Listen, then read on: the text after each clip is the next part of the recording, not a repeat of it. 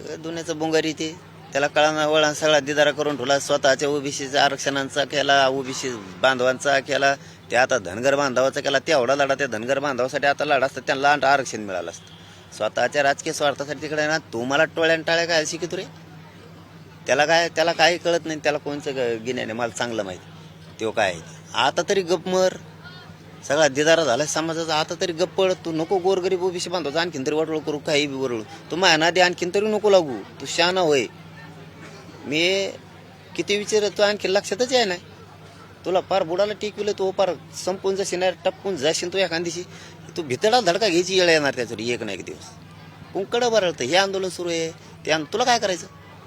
तो केला म्हणलं, तो कम केलं ते. तुला काय करायचं ते कर. तो यावर आता तुझ्या लोकांचा विश्वास नाही, कारण तू राजकीय माणूस आहे. तू स्वतः स्वार्थासाठी त्यांचा उपयोग करतो. तू आता बोलता बोलता धनगर बांधवाचं आरक्षण घातलं.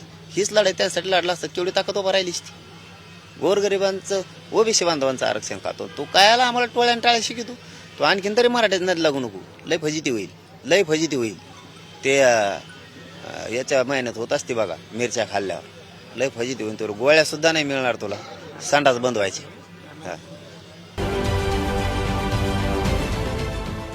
देश विदेशातील प्रत्येक घडामोडींचे लाईव्ह अपडेट मिळवण्यासाठी आता साम टीव्हीच्या सर्व सोशल मीडिया प्लॅटफॉर्मला लाईक, फॉलो आणि सबस्क्राईब करा.